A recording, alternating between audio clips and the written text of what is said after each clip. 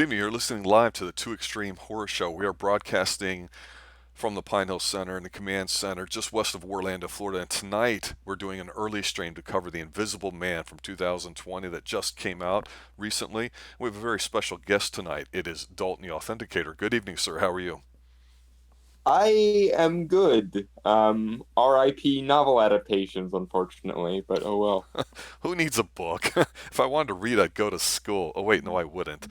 Yeah, Invisible Man. Boy, the man was invisible in this movie. What are your initial thoughts about it? Um, it is the best possible version of what it could be, because as you and I both kind of agreed when we did the trailer reaction to this, it's basically a lifetime thriller through a feminist lens with a slight sci-fi twist to it. And given that that's basically the raw material we're working with, given that that's the clay that we're sculpting out of, this is the best possible version of that. As Because Lee far Winnell is a craftsman who knows what he's doing and even can turn a moralistic piece of propaganda into something worthwhile. Yeah, as people start to join into the list, I wanted to kind of start with that first before we get particulars about the subject matter. In terms of the film, and as far as its production and everything else, you and I were big fans of the movie Upgrade by Lee Wannell, and who, of course, did this one. I believe this is his follow up to it. So I don't know how much, I think we both were expecting, hopefully, something as good as Upgrade and all that. Do you feel we got that? Again, given the sort of pool we're swimming in here, yes, I think we got honestly a masterclass in how you do these kind of propaganda movies. If you're going to do moralistic sophistry, then at least tie it to a good movie. And what we got here was a very, very good movie based on a bit of a wonky premise because in the same way as I don't enjoy Christian movies because I'm not a Christian, I'm not a big fan of feminist movies because I don't believe in the patriarchy, and I think the wage gap is a case of lying with statistics. But come see, come saw. Play the hand you're dealt, I guess. Well, and the other thing too is that I think this movie fits in really well with the times that we're in, and whether somebody's a Christian or whatever their beliefs are, or whether they're feminist or whatever they may choose to say they identify as sexually, and all these things, that can maybe trigger some people, rightly so. And so what I think was pretty done pretty well about this film was that I don't know that it necessarily presented it. It presented at least one very good performance, I felt, from the female's perspective without much from the guys. And of course, the guy in here, it's alluded to that, he's an abuser, which technically they don't show because you're only getting one side of the story, but it works for the way it is. He's a rich guy that's super smart, that's working on something in his lab. For me, I think the film was shot well. I felt the thriller parts to it where she's doing something, there'd be like a slow zoom would look really good. And what I noticed too, and I don't know if this is intentional, is another what I think is a genius part about the movie actually is we know it's about an invisible man, and we know the opening scene where she literally escapes from the guy's compound, that she's kind of going a little mental, a little crazy. And of course, as it unfolds, we see things happen. But since we know it's about an invisible man, we're expecting to see a lot of the person that's going to be the invisible man, her boyfriend or husband. I'm not quite sure which, but for me, the fact that we don't literally see this character hardly at all until pretty much the last act of the movie is pretty good because it shows how a woman like this can slowly go crazy. Like with some of the scenes of like when she's putting clothes up and she's got like her slacks or whatever hanging off of this rack, but she's got shoes underneath them and there's nothing in between. So your mind, thinking of an invisible man, automatically starts filling in some of these tight shots Mm-hmm. that you have that makes you go, well, I know he's not there, or they focused on a chair a time or two before he actually shows up. Then you go, well, if somebody was sitting there, it would look depressed It like that. That was kind of neat. it was a really brilliant use of perspective and kind of filling in the effect shots with just enough suggestion. It kind of reminded me almost of like a Hitchcock kind of thing. The old adage of "there's nothing more frightening than an unopened door" kind of thing. Yeah, and I liked how they strung out the what would ultimately be the reality of what's happening in this movie until about the end, because to me the journey getting there was really most of the fun. I will say this about the film: I enjoyed it, I liked it. However, I think it has a major flaw, and the fact is that from the male perspective, and this is just presenting it since the movie's female centric, is that if you're a rich, good looking, young, smart guy with a gazillion dollars, and he's got a sick crib, we're going to talk about that. I mean, you've got a woman that goes to escape, and she's got of course, she drops her medication, which is anti-anxiety medication. So she's a little bit crazy, if you want to call it that. I know most people are medicated these days, statistically, in the United States, at least half, on something. That being said, you can have any woman you want, and yet with a woman that's a little off. And so I don't know. I just it felt completely unrealistic. Paper villain. Oh, he's an abusive guy, and I really thought, okay, it would be too obvious to make it where she's just crazy and imagining it. So I wasn't sure where this is going to go, and this is why what I did enjoy watching it, and the ending, which we'll talk about at the end. I'm sure it was satisfactory for a lot of people. I think they could have actually made it a lot better, and we'll talk about that. But I think the scariest scene was at the beginning when she goes to leave, and it's scary because of what it implies. You go, okay, she means business. She's getting her little prepper package, which had passports and looks like cash and stuff. Which is like, okay, I don't know what's going on. But when she goes to leave and she's in the garage and the lights are on, she turns around and the guy's dog's there. And she's like, "Oh, I'm sorry, Zeus. I can't take you with you. You take me with you or whatever." But when she takes his collar off and she has to run because the dog accidentally bumps the car, it's like I thought, oh, the dog is so scared of the owner, the master, that he wants to run away too. And I don't know if that was intentional or I read that wrong, but I thought, wow, No, it was I creepy if think they it was. hinted it I to it think it like was that. intentional. I think it was adding on to the "this guy's so bad he's not even nice to his dog" thing. Exactly. And for the record, even someone as bad as Hitler was nice to animals. So there is that. Like, and this is something I've noticed a lot of times with psychopaths and sociopaths, like diagnosed ones. Even as crappy as they may be to human beings, a lot of them do have soft spots for animals. I knew a guy in college who was a clinically diagnosed sociopath, and he absolutely lost his mind over cute puppies. So, Hmm. being that as it may, it's just kind of funny. Well, and that's true too because I looked at this more as a feminist type movie as opposed to a a view on the mental health of the United States when it comes to medication and people's mental strength, which is Yeah, perceived to be a lot worse than it is. it's a feminist propaganda movie. You can't expect it to be as nuanced or as intriguing as Joker. Well, Where when you mentioned about the sociopath and the psychopath, I think the one glaring difference between the two, one of them literally in her brain doesn't have the ability to empathize, and so Yeah, when this sociopathy is or psychopathy is congenital, meaning someone is usually born with it, and it's like a abnormality of their neurology, whereas sociopaths usually are a reaction to some kind of circumstance, be it abuse or just trauma or what have you. right and to the point that we just mentioned with the scene with the dog, going, wow, I don't even want to be here with my crappy owner. I think pet violence is too overdone in movies or whatever. And I'm a big dog guy myself. I could care less for cats, but in here, it really struck a chord with me. Like, wow, this dog doesn't want to be with him because, if you really don't like animals, you're not going to have one. But some people could be witty and charming and still not have any empathy. And so we don't really know anything about this guy. He's just literally sleeping there. We see that she drugs him and she takes off, and her sister picks her up. And we find out really early on that he dies. And of course, she's afraid to go out of the house. She's seeing strangers running around thinking it's him. And we go, wow, it appears that she's been through a lot. She's getting some support from, some friends of hers that are really close, and she's staying with them. And she's really paranoid. But early on, we find out that the man's brother is also like his lawyer and working with him in his estate, and is basically says, hey, look, you're due $5 million. Got to read this statement to you, and that's it. So, of course, you can't commit a crime or do anything bad with it. There's some restrictions on it. So she's getting money put in her account. She does some nice things for the family that's helping out. So all this time you're like, okay.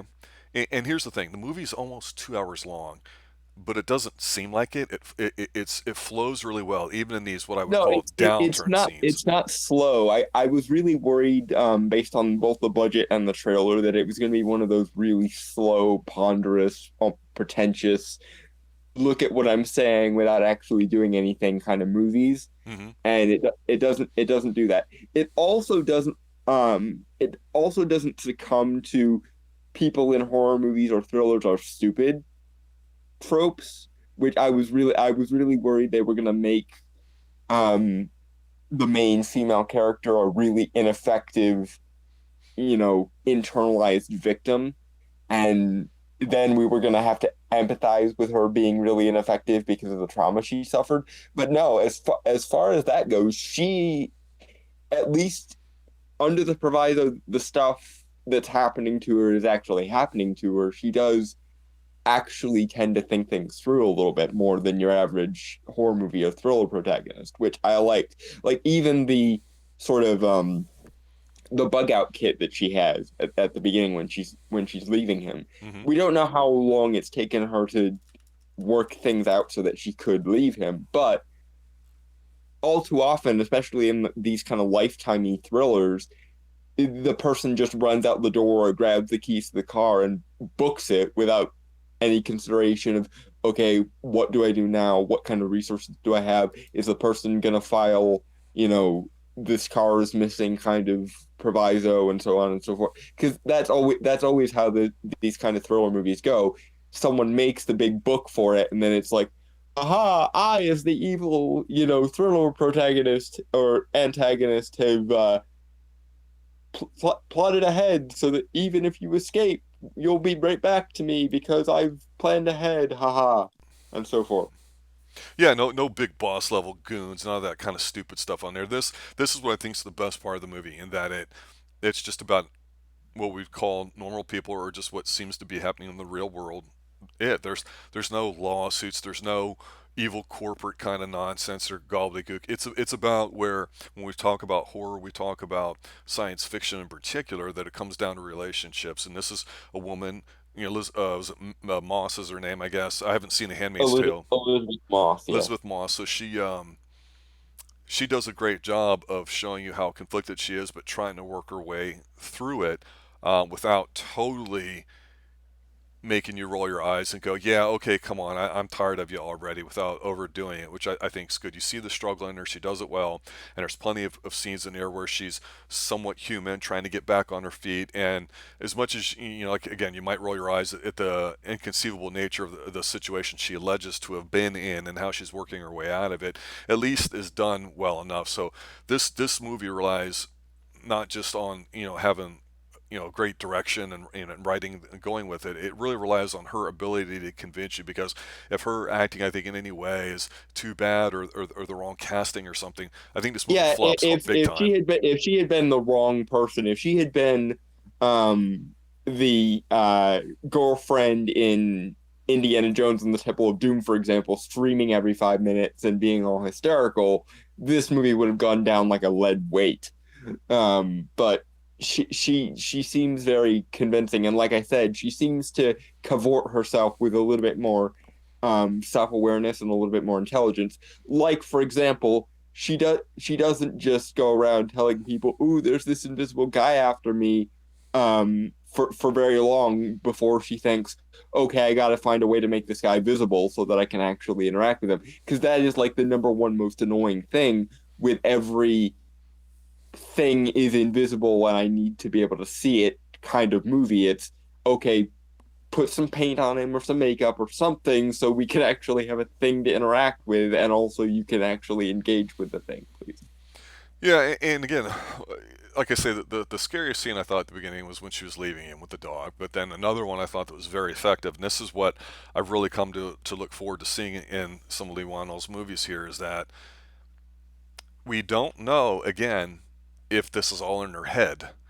Because we know she's on anti-anxiety medication. We know she's recovering. She says she's been abused. We never see any of this. We don't even actually see the husband, boyfriend, Adrian, I think is his name that she calls him, except Yeah. for him sleeping. So at the beginning, so there's a lot of cool scenes where only when she's by herself does something seem to happen where she's standing outside because she thinks she hears something, and you see her breath because it's a cool evening, and then you see one next to her, some breath, and she goes inside.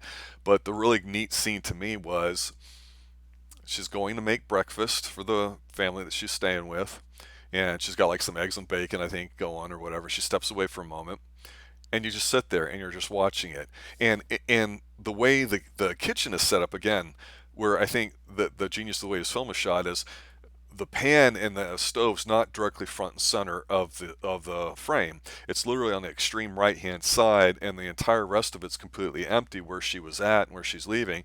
So you're going, okay, is an invisible man going to walk in here get something? Because you see like a knife move and fall away, but then in here, all of a sudden, just the flames start getting higher because the gas had gotten turned higher. And so you're going, well, wait a minute.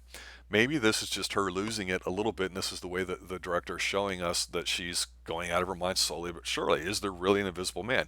They teased a lot of these scenes here, but we of course know that there's actually going to be one in here. But I thought the I thought it was tasteful the fact that there was not 50 gazillion invisible man. Hey, let's look how smart we can be, with trying to have him interject himself into her life. There's just a little bit here and there, and it's all with a purpose. It's not to freak her out, it's to basically destroy her relationships with all the other people that she's staying with in the household. What did you think of that whole dynamic as that went on? I liked that they didn't go for the cop out twist ending of it's all in her head. If this had been like an M. Night Shyamalan movie, that definitely would have been the route they would have gone with it. Um, but they didn't, and I'm glad. I liked the way they handled it because um, a lot of times when you're dealing with these kind of horror movies or whatever, there's this tendency of let's make the big implausible thing as big and implausible as we possibly can and have no regard for anything resembling, consistency. And it's just like, okay, but why? Whereas with this, it's like, I see, okay, so he's smart enough to realize the he can't just be like a Michael Myers or a Jason Voorhees type character. He has to be a little bit more tactful about it. And given that he's supposed to be this, optical genius, which I did occasionally get a chuckle at the idea that someone can be that much of a pioneer in a field as narrow and specific as optics was a little bit sketchy to me. But movies got a movie, so I guess so that was fine. I will I tell did. you from working in the manufacturing field at some major corporations that specialty in optics with the way warfare is trending towards is legitimate. So it felt realistic in here with some of the advancements that are out there because a lot of the stuff that's available in terms of private companies working on things, the average public has no idea that it's going there. So I will Well, say yeah, that it's not far fetched in here. I've actually seen documentaries about. I believe it was a Japanese company who was working on like um essentially virtual reality camouflage and or invisibility by like having materials that bend or absorb light in specific ways. So I Exactly. got kind of what they were going for. It seemed odd that because of course optics is one thing, but one would think you would need some kind of knowledge of engineering or chemistry to pull off um, what's pulled off here. So I don't know if I necessarily buy that this guy was just optically inclined because it seemed very much like the movie was trying to trying to emphasize that he was just like an optics savant, and I'm not sure I entirely bought that for what the premise required. But regardless, I did like that he was smart enough to kind of use his invisibility not just to do the stereotypical invisible person things like robbing banks so no one notices or what have you, Right. but but also use it to and also not be a stereotypical stalker, but to use it to some kind of advantage.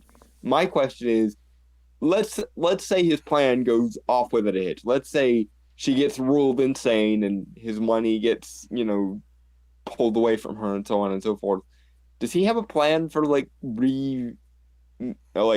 making himself visible again and essentially being like, haha, I faked my own death? Or is he just going to spend the rest of his life invisible and presumably, I don't know, do whatever it is an invisible person does when their main purpose in becoming invisible has been accomplished? Well, I think those are valid thoughts because obviously, there was a scene or two that you was definitely shown and lingered on where it looked like an invisible, not an invisible rack, but a rack with nothing on it. And it turns out, of course, there is a suit that somebody can wear that achieves this effect, which we're getting towards talking about. So I don't disagree with that, and that was one of the frustrating things to me about this movie. Like I say, we don't know anything about the guy, and it's very frustrating. That being said, to kind of course correct this a little bit. In terms of this being a movie, it's not really about invisibility. It's about her dealing with stuff. And since we're both agreeing that it's kind of a feminist movie, the one there's two general interactions in here that I think emphasize, and really I could say three, that I think make this really interesting. Because if this guy was so abusive, the first question is well, what does he see in her? Because she's not ugly, she's cute. She's not smoking hot. You're looking at her going, okay, she's not bad, but what does he see in her? Because he's super smart and this and that. Why is it a big deal that she's leaving, other than being controlling? It makes no sense. So all these thoughts are going through your head, but what magnifies it, and I think makes this very interesting too, is they pace out her talking to her sister or her friends about how he's abusive, and the strides she's making to like walk out of the house to go to the mailbox. But if you notice, with the family, it's apparent, but she has a job interview with a guy, and happens to be probably the nicest, most gentlest, actually the most professional job interview I've ever seen on film. Because she's kind of nervous, and he's almost flirty with her a little bit. At least one comment I thought was, but he was like, hey, do you feel okay? And of course she can't find her stuff because it's missing. It's like, it's okay, you can send it back to us. Every interaction she has with a male is a very positive relationship where they're really being not just nice to her, but professional. They're not treating her like a dimwit. And, it really becomes apparent in a scene where, she faints after during the job interview. She goes to the hospital, and there's a female nurse talking to her, and she's kind of like blah blah blah, not listening to this nurse. And the nurse is like, "Yeah, it's all the drugs in your system, and whatever, and I'll call you back because we're running blood tests." And she calls her back later, and she's not even listening. And she's like, "Yeah, there's something else I want to talk to you about," which of course is going to be very important. So the women's interactions with her are almost meaningless, which I thought was interesting, again from the feminist point of view. But when she goes to see the lawyer, which is Adrian's brother, what I thought was really neat was he goes, "I hated him too. He was very controlling to me. When he died, I was relieved. So I totally understand what you're saying, But look, here's photos. He's dead." They didn't take it. We're like, "Oh, you're so stupid," or he was so snooty, or dumb lawyer stuff, or anything else.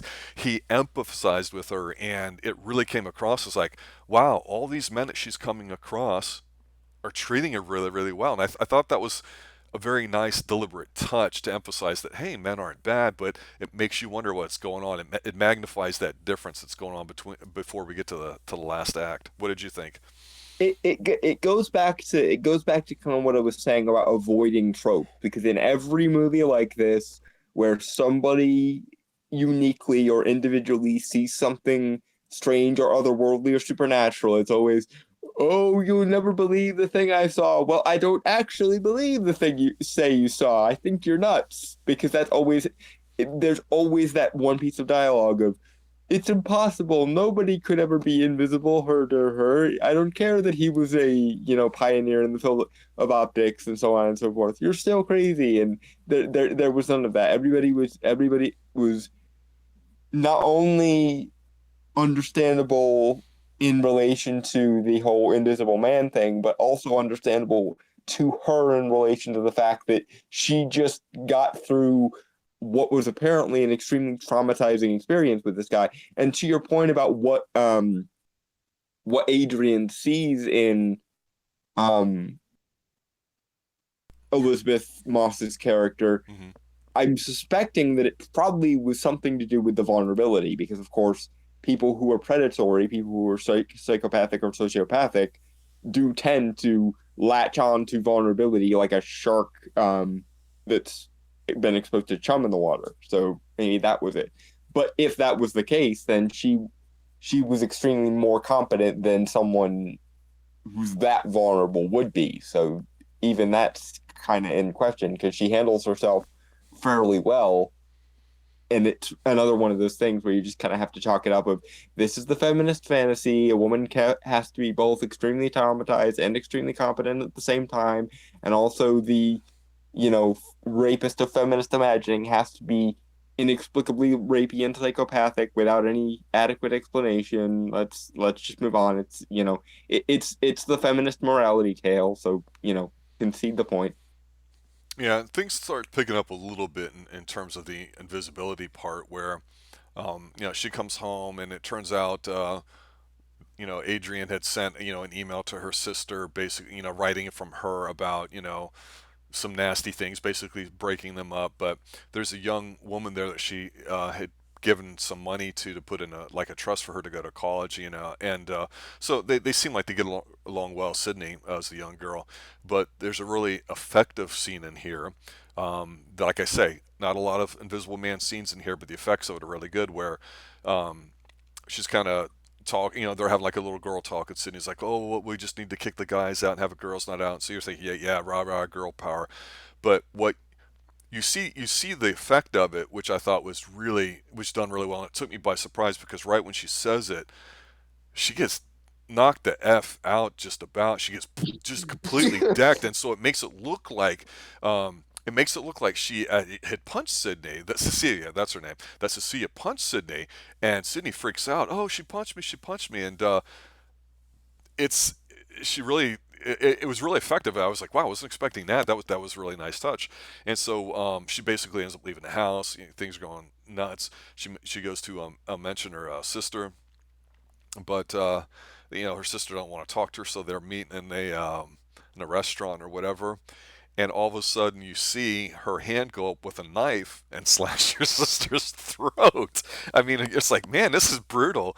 But again, at this point, you could argue it is all in her head. And I knew he was going to do this because that's the obvious thing. I mean, and so you have to kind of drag Yeah, it out a make her little bit. look as crazy as possible. And oh, by the way, people can't see me, so I'm gonna have fun with this. Yeah. Oh, yeah. And of course, she gets committed. And while she's committed, and they find out, of course, one of the follow up things to her blood test is she's pregnant. I'm like, I like this. Maybe the guy doesn't want her to go because he's like, damn it, I'm sick and tired of you being a single mom. You can't be empowered. I want to be. I thought it'd be interesting if he was like a powerless, kind of wimpy soy boy, rich kind of guy that was like, there's no way you can leave. We have to raise our child together, rather than I'm a smack my bitch up kind of mentality that everybody thinks that goes on. But Yeah, that bit kind of reminded me of a movie from a couple years ago called I think it's The Ninth Life of Louis Drax, which is a movie about a mother with Munchausen by proxy syndrome. mhm. And at the end of the movie, after she's been found out that she has this Munchausen by proxy, um, it's revealed that she has another child with one of the male protagonists of the movie, and the movie just kind of it cuts hard to black, like, oh crap, this is all gonna happen over again. And it kind of reminded me a little bit of that. Yeah, and unfortunately, I think this is to the point of the movie where it kind of turns into like a Jason Bourne kind of movie because she's committed. Adrian's lawyer Tom goes to see her. The guy that was emphasizing with her, his brother, and he basically, because of this news came out being pregnant and everything, it was. This is when you find out that okay, Adrian really does exist. Really has the invisible suit or whatever you want to call it, the ability to He go did invisible. actually fake his death. He is actually invisible. This is actually happening. She's not nuts. Right. Although, to be fair, up to the point where she's committed, it's perfectly justifiable for anyone outside of this, scenario to believe that she needs to be committed, because everything. has conspired as per Adrian's design that she looks crazy. And so, yeah, if I'm just saying, if I were a medical professional looking at the situation, not believing in the concept of an invisible man or not entirely buying into that, I would be looking at this and thinking committing her probably is the better option, isn't it? Oh yeah, I mean, well, the whole thing about it that basically says, okay, we got to find a way to end the film is Tom says to her, hey, look, we'll get you out of here. I can do that with one phone call, but you have to promise to go back to Adrian and raise the kid. You guys got to stay together. So she's like, she realizes that, oh, he's helping you, or you're helping him, faking, his suicide because supposedly, he had committed suicide, and that's why he left this money in the will. So she's like, no, and she steals a pen. So a little bit later, you see her and she's, in the psycho ward by herself, and she swears that he's in there. Which I thought in a small room like that, why didn't she just flail her arms around, try to feel him out or whatever? I don't know, but I mean, that's where my logic's getting into my head and where I had some issues with this. But what I did like what she tries to do is that she tries to slit her wrist with the pen, and you're going, okay, but of course he stops her and she starts to stab him, and you're like, wow, from a woman that's been traumatized, all of a sudden she's fully functional, and this was kind of creative. She did stab herself in the wrist, you can see it, and he's stopping her. But then this, like I say, I didn't really care for this next bit of action sequence, and it's a good action sequence. I like how it's done. Of course, it's raining, which is super convenient. Yeah, yeah, all the action scenes in here are really well done. Yes, yes. Especially for a movie that's not that was made for I think $9 million. Not even. I think it was So, 5 million with about 2 million, and yes, the other stuff was 7 million total. somewhere in there. So yeah, Yeah, it was made for a really really low budget, and a lot of these, especially given that the one of the main combatants isn't there, yeah, um, for the sake of the movie, it's extremely well done. And for the people who essentially have to act opposite an invisible person or mime being attacked by an invisible person, a lot of that was really well handled. Of course, it's a little bit over the top here and there because nobody can perfectly act that unless there would actually be an invisible person strangling you. But hmm for what it is, it's extremely well done. yeah. So basically, his suit's kind of malfunctioning a little bit. The Invisible Man suit is malfunctioning a little bit, so you see him invisible, and sometimes it flickers in and out. And we had talked about how incredible some of the action sequences were in Upgrade, and this kind of reminded me of it. I'm like, okay, I'm pumping for this. If this is what you came to see, it's done and it's done well. Of course, she manages to escape, and all the security guards are basically shot or subdued in some way. And he tells her, he's like, hey, look, I'm not going to hurt you, because you're pregnant with my child, but I'm going to go kill Sydney instead. And it's like, I thought that was kind of stupid and lame. I thought the whole thing would have been about manipulation, not just about, Yeah, it's the whole it's a little weak. I'm going to become a mustache twirling villain for the sake of the third act, haha, kind of thing they're going. And it's like, dude, you were smart enough to conceive this entire charade. Yeah. Just stick with the manipulation out until the end. And honestly, given all the things that he's done to her, um, up until this point, I wouldn't be buying what he was saying either. Like, dude, you invented an invisibility suit just to fuck with my head and basically leave me destitute. So why would I believe it? Like, even leaving aside the level of abuse that he may or may not have done to her, he did create a new form of stealth technology just to screw with her head. So I'm I'm not trusting that guy because anyone that's that devoted and that crazy to screwing with somebody is not to be trusted under any circumstances whatsoever. You could argue the genetic factor. Well, let's talk. We'll talk at the end here about how good of a husband he might have been, or a father, let's say. But I mean, this all is all happening really fast because Sydney's father, whose name's James, he's this jacked black dude, and he's a cop, and he's a nice guy. He was really supportive of her. Um, they go to James's house, and of course, the ladies kind of figure out a way with a fire extinguisher to expose him, and of course, they've got a gun. They end up shooting him. However, when the cops get there, they realize it's not Adrian, the guy that they thought committed faked his suicide. It's his brother Tom, who said he hated his brother. So it's the old switcheroony. So it's like, okay, and we still got some time left in this movie, so this isn't the end of it. But she's like, oh, they're working together. So she goes back to the sick crib this guy's got, views of the ocean and everything wide open. It's absolutely beautiful. You can see right through all the house and everything, which is, of course, is like an allegory for the Invisible Man. But this is where you actually first get a chance to see Adrian, her boyfriend. So she meets him for dinner. She's all dressed up and she's kind of, you can tell she's troubled or whatnot. And they're talking about being pregnant. And earlier she had, went back to the house and fallen to suit and kind of, took it with her and all that, put it off to the side or whatever, just because she was trying to get proof before she was, forcefully, meant to kill her sister and committed. But Hmm. this is where I thought the movie it did what it did for its sake. I would have chosen a different way of doing it for me personally. I think it would have been better. But she's basically like, okay, I'll stay with you and we can raise this child, but you've got to tell me how you're involved, that you really are involved in this. And he's swearing to his innocence. And she starts, kind of doing the girl thing, crying, getting all emotional and everything. And he kind of maybe, you kind of get the feeling from the way he's talking to her that, yeah, he's kind of admitting he's a bit of a dick. But she's like, oh, well, no worry. Let me go clean up or whatever. So she goes to the ladies' room. And he's sitting there by himself. And then all of a sudden you see, it's a tremendous scene here. Before we talk about this, all I will simply say is I wish this movie would have left a very, very bitter, cynical ending that they would have ended up together. A guy that's screwed up mentally, might be smart, but whatever, and a woman that's, drugged up and also kind of loopy because, birds of a feather flock together.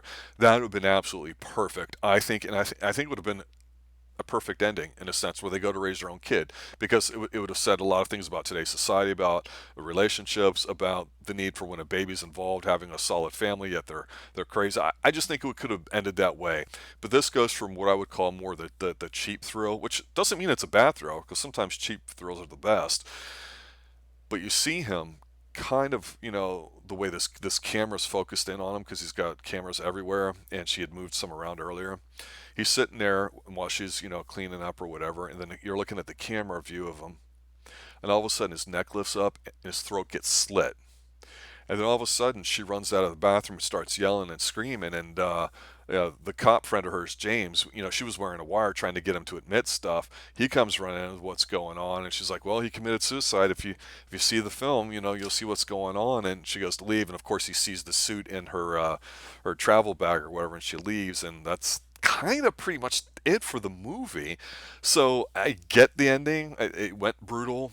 I don't mind that.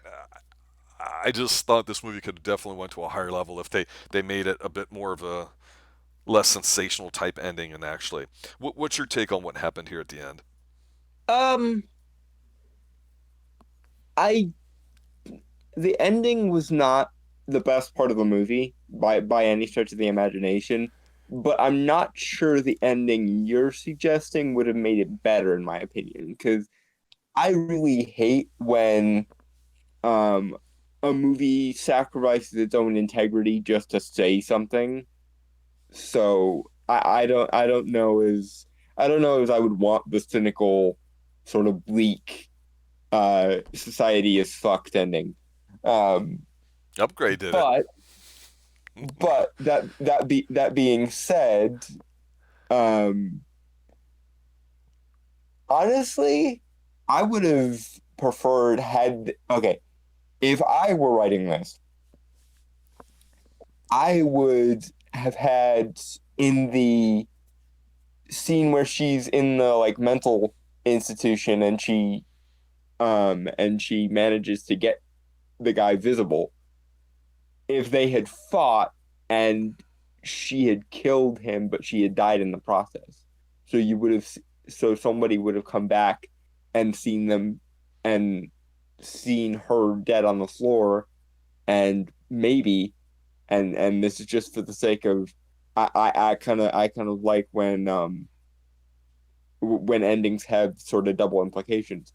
What if in the process of like cleaning up her body, the guy who's in charge of cleaning up her body bumps into the invisibility suit? that is now around his corpse. Oh, I see what you're saying. Yeah, yeah, So it would have been revealed that this technology exists and everything, and that she was not insane, but neither of them survived through the end. That would have been how I would have ended it. Kind of almost Twilight Zone esque, kind of. right. Did you like the way they ended it though, with her slitting his throat and basically walking off scot free? I mean, let's be real. If even half of the stuff that she said he did to her happened to her, and then this whole invisibility thing happened, I I'd be hard pressed to hold that against her too much, especially if she has pre-existing anxiety issues. That being said, I don't really like either of them because she handled herself well, but it's sort of a, well, you kind of made your own bed and now you kind of have to lie in it to some extent here. Like, Right. not saying she needed to be legally prosecuted or anything. I'm just saying, like, shouldn't you have any consequences for letting this go on as long as it did? And also, like, I get the whole, triumph and being able to outwit this guy who's apparently a Bond villain, basically, with his level of genius. But it's also the kind of like, yeah, but you're kind of horrible too, though, is the thing. And so are we just going to are we going to sacrifice everything on the altar of female empowerment? I guess we are, because again, this is a very feminist movie. I much would have preferred if she would have beat him, but in the process died, or maybe in the process become injured or something. Paid a price. Yeah, some kind of price that would have at least balanced the scales a little bit, as opposed to just, I was the victor in this long game of cat and mouse we were playing. It's like, oh, but I don't know if I necessarily want you to, at least not in the way you handled it.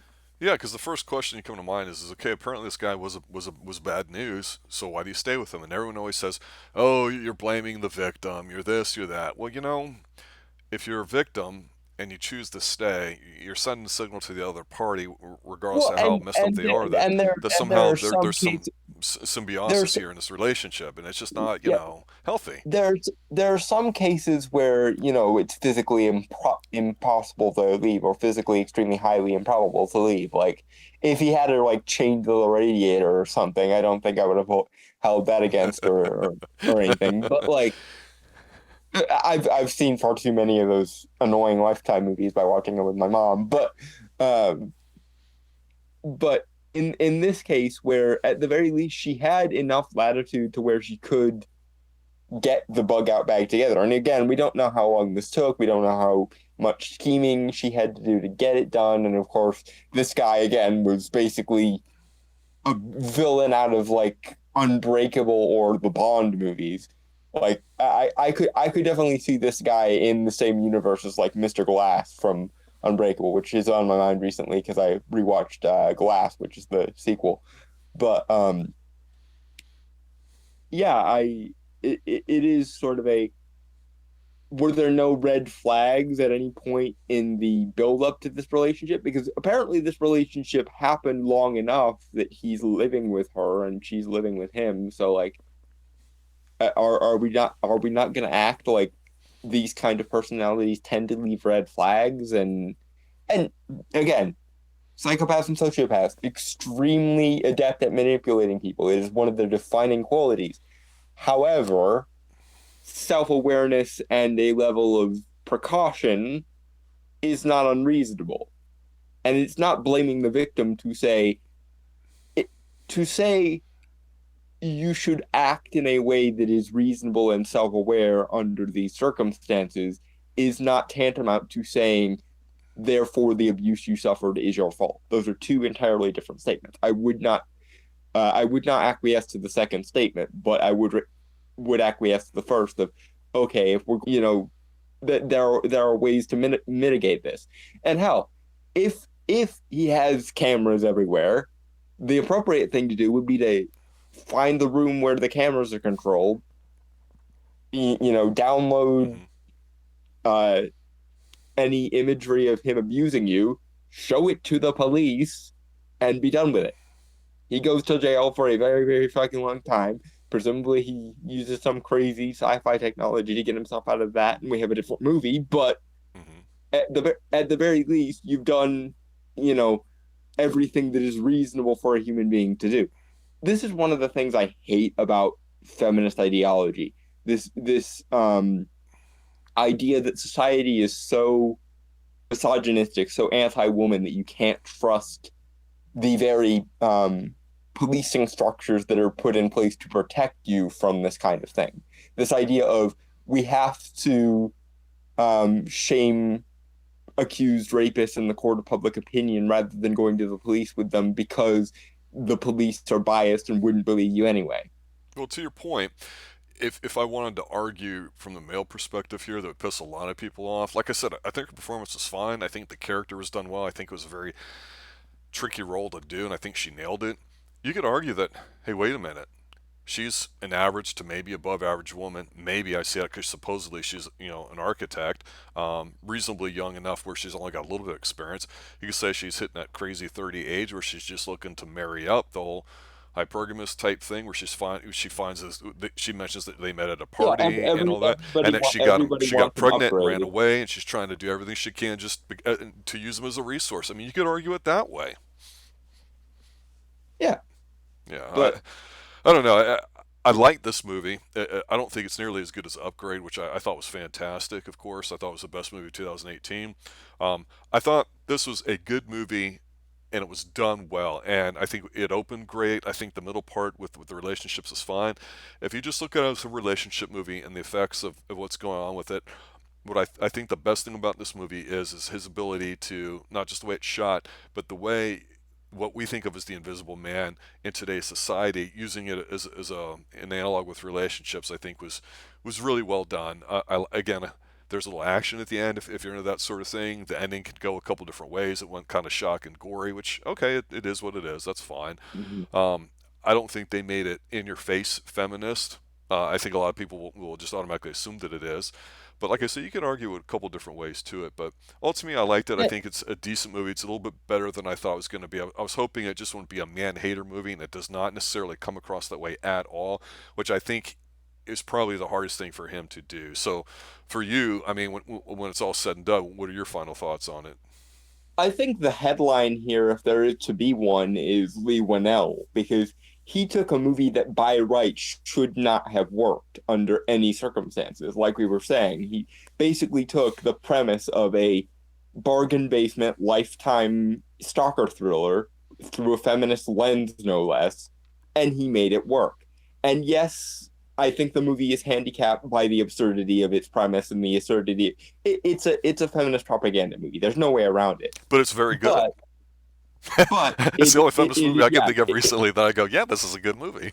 yeah I it's the like it, best Eric. possible it's the best possible version of that is the thing. Yep. In the same way that um something like Darren Aronofsky's Noah or The Passion of the Christ is the best possible Christian propaganda movie, and pure flicks movies are god awful, even if you happen to be Christian.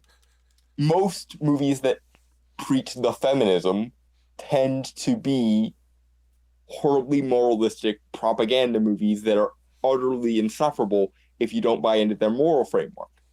Yeah. But every great now and again, someone can make a movie with a message well if they're willing to put the quality of the movie before the morality of the movie. And in this case, again, the headline is Lee Winnell because he basically pulled off cinematic alchemy here. He turned something that should have been lead into gold.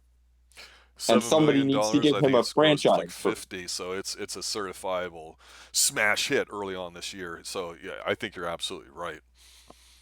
Any well, actually, I mean, for your final thoughts, I think you like the movie. I mean, Ed's saying Claude Rains is the Invisible Man, and Happy Dinosaurs mentioning that, and Vincent Price. Hey, this movie was pretty good. I think I'd be curious to hear some contrarian opinions about it later, but tell people how they can get a hold of you here so we can close up shop. Alrighty. Hi guys. I'm Dalton Mortimer. I'm the Authenticator. My channel is the Authenticator. Um, you can find me on Twitter at the Authenticator, spelled without the U because Twitter is stupid and doesn't allow for enough characters in one's user tag. You can find me just about everywhere else on the internet at the Authenticator spelled normally. And I also do a weekly podcast every Sunday with the Brainstormer of Pop Culture on the channel Podcast of the Storm, which I will be doing in a few hours after this. We do it at 8 o'clock. So if you're interested in finding me, that's probably the most current place you'll be able to find me, as in it'll be later tonight. So cheers, guys. Yeah, I'd like to, of course, personally like to thank the Authenticator Dalton for showing up tonight. I know we were interested in talking about the Invisible Man, so I hope you guys like that too. We're going to be doing Fantasy Island here in a little bit with Dr. V, so he'll be showing up here. We're going to get that set up here and get going a little bit, so be looking for that. And at 8 o'clock, we shall see. We shall see. It could be something really goofy or something serious, like this It, movie. it is kind of funny to me that had you asked me a week or so before this movie came out, um, which of the two would be the cheesy, ridiculous one and which would be the actually decent one, I would have told you that Fantasy Island would have probably been the decent one and Invisible Man would have been insufferable. But we live in a world where Fantasy Island is the worst of the two. But then again, thanks to the frankly cinematic alchemy of Lee Winnell, and somebody needs to give this man a franchise stat. Someone give him a blockbuster so he can actually do something cool with it. He's the perfect example of the Bloomhouse model, the micro budget movies where you're in charge of it, and whether you like some of these types of movies from Bloomhouse or not, they're mostly entertaining and effective. And I think the reason is because they have a distinct vision behind them. They're not a conglomerate of people making decisions like I've ranted about No Time to Die recently, which of course we'll see if I'm wrong about that, and we'll review that later. So again, I'd like to thank Dalton for showing up. I'd like to thank everybody who showed up here tonight. Happy Dinosaur 8,000. I don't know if that's 8,000 million gazillion BC or what, but I'm sure there's a story behind that name that I'll hear some point later. So cheers, guys. Have a good night, and as always, stay extreme. Extreme!